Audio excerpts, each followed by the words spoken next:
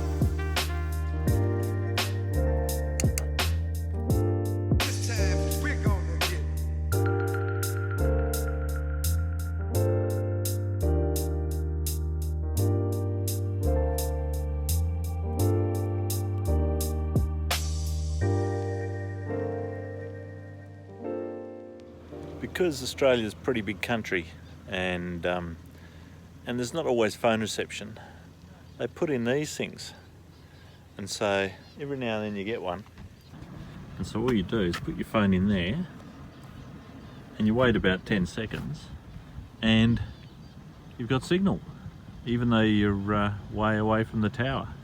How's that? Pretty bloody clever.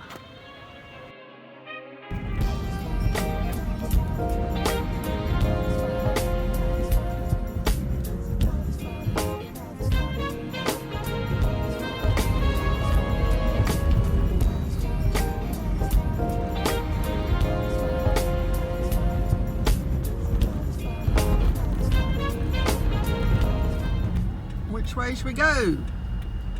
Let's go. Let's go left.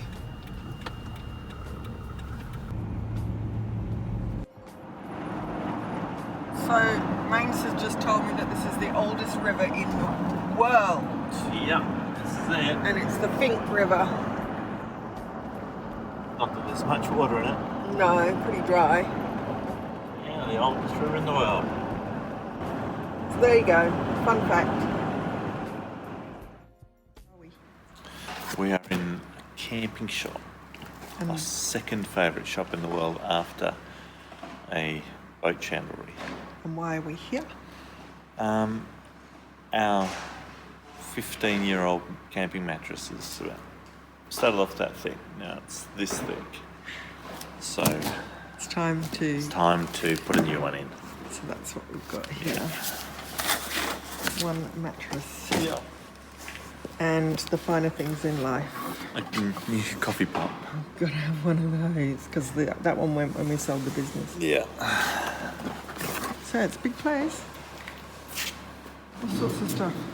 Sorts of goodies. But we're not here to buy loads of stuff. We're just here to get necessities. This is a mattress and a coffee pot. And that's it. No room. I'm going to take it out of the box. Try and squeeze it in. Say no knives. Really? That means you're going to cut it right on the edge, I guess. How does it look? Oh, it's quite compact.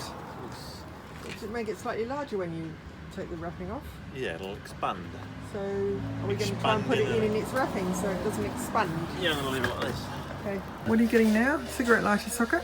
Yeah. And wire for the battery? Yeah. Lots to choose from. Right.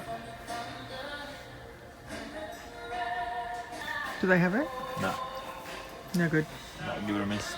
Okay. Cows in the road. Cows everywhere. This one's not moving. No, not moving for you. What's the river called? I don't know. It's beautiful river we've just found. Look. Nice put the can down there. Very pretty. No crocs. So just come over this peak, and over there, Wait. over there, that tiny little blip is Chambers Pillar. Can you see it? This is our camp spot for the night, right next door to Chambers Pillar, which is there, up the hill a bit.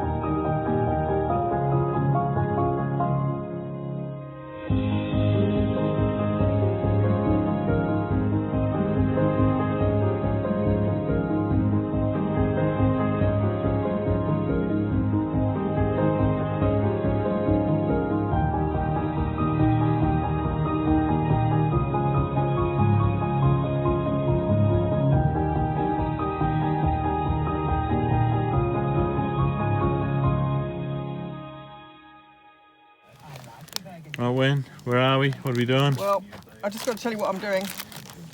I'm eating my favourite chips, and I have these about twice a year, so that's a treat. We happen to be camped down the end of a no-through road. I don't know how far we had to come down to get to the end of the no-through road, about, what, 100 and something k's? Yeah. For this beautiful, I don't know what it is. Maybe pillar. someone knows what it is. Some sort of Pillar. rock formation, which no doubt you will have seen or will see in a minute in all its absolute glory, because it is beautiful. And the land that we're travelling through right now reminds me of the Painted Desert. It's arid, but it has these rock formations that just pop up. That's beautiful. And there's only one other car here. We've got it all to ourselves. That's our backdrop. There's our barbecue. We're going to have homemade burgers for dinner. Life's pretty good. Doesn't get better than this. Sun's just gone down. Sensational. And the serenity. Yeah. Oh, the serenity. Aussies will know what I'm talking about.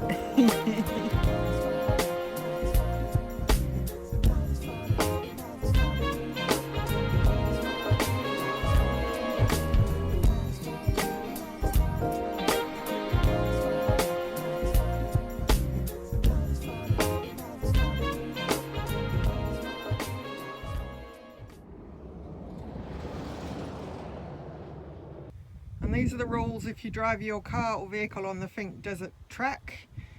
You go south to Fink between lunch 12 at night and midday, and then you go north from Fink to Alice after 12, and yeah, well there you go, you can read it yourself. That's so they don't have collisions on the track. There's Mavi. I think Magnus is being artistic with the ladder.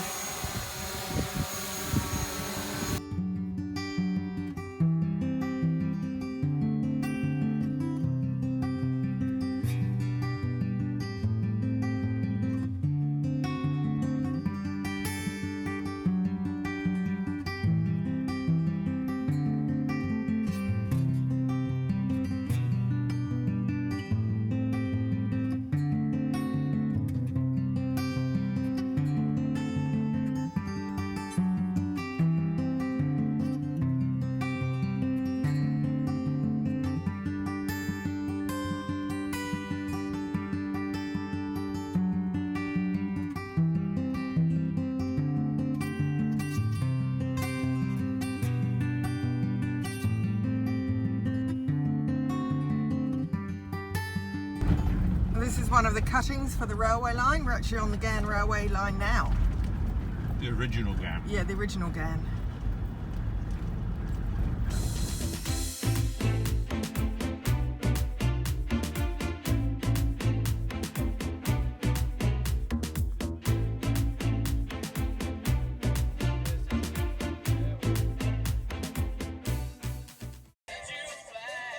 Well, this is a potential banana cake, bush style, because we don't have a baking tin. So we'll see how it goes on the fire.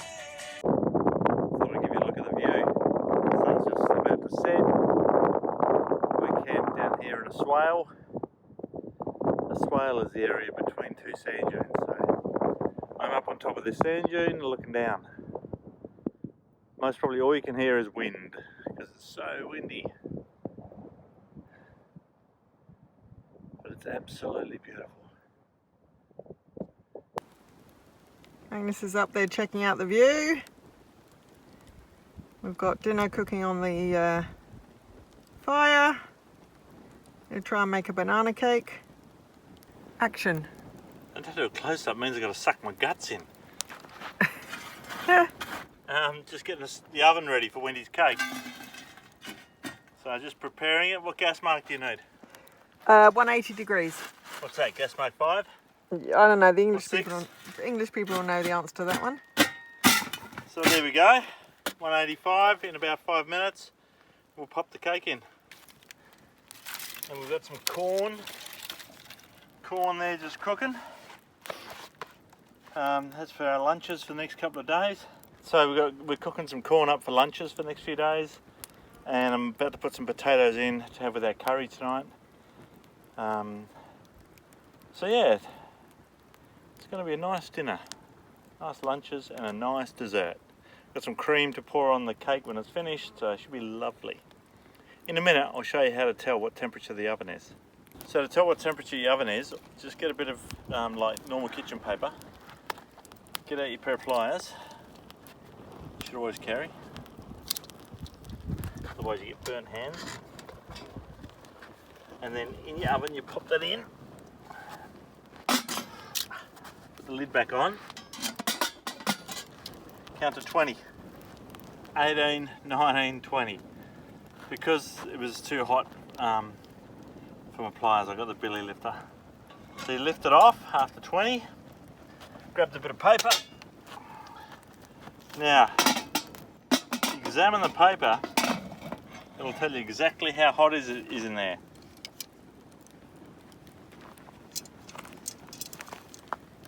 See how it's just started to change colour? Right? And the edges are just starting to burn. It's gone from a nice white to a sort of a tan sort of colour. That means it's about 165. If it was to, edges were to burn, it'd be about 200. So that's just about ready for the cake. So we'll pop the cake in. And that's how you tell.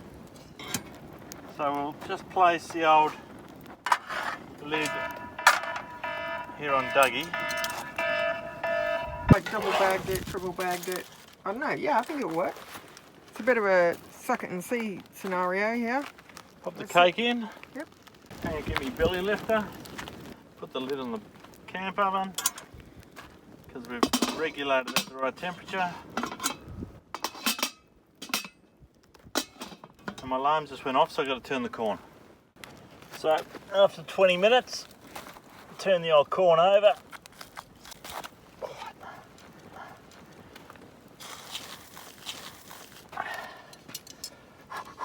Going in. And then a small bed of coals on top of that. And another 20 minutes, that corn will be ready. So I might put the potatoes on now too. So whack some spuds in. Cover them up, that'll be great. For 40 minutes, everything will be ready. So now just got to fill the billy, pop that on, and then we'll have nice boiling hot water for dishes later on.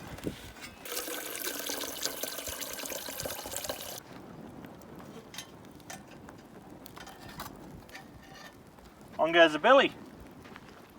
Boiling hot water in about 5 minutes. For free. Well, thanks to Mother Nature. So it's been 30 minutes on the cake. It's supposed to be in for 40 at about 180, so we're going to check the cake. Oh wow! Oh, that's rising. That's One got side potential, hasn't it? Yeah. Maybe, I don't know. That's good. Well, the spuds aren't quite done, so I'm just going to turn the temperature up in the oven a bit. Get them cranking. Well, the cake's out the oven now. It looks pretty good. I guess you have to taste it.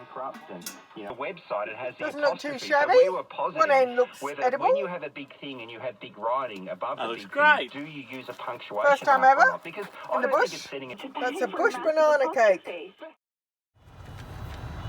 Where are we? We are in the middle of the Simpson Desert on a track called the French Line.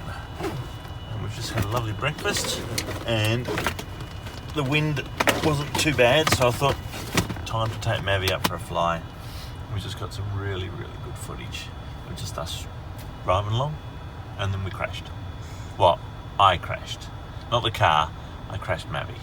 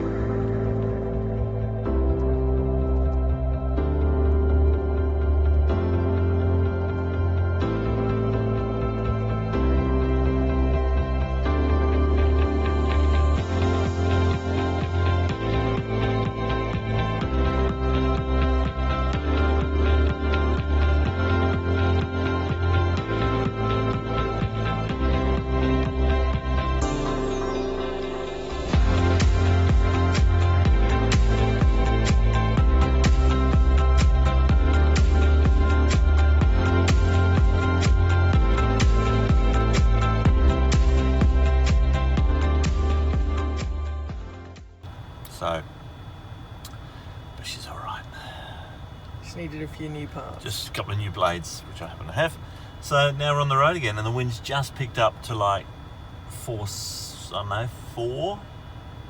It's windy. The wheel tracks are getting covered over within minutes of going over them. So we had a dust storm last night, a sandstorm, and a bit of rain. So everything's covered in sand, but it was good. So we're on our way now to Birdsville. So we might make it tonight. We might just fall short a bit. So we'll see how we go.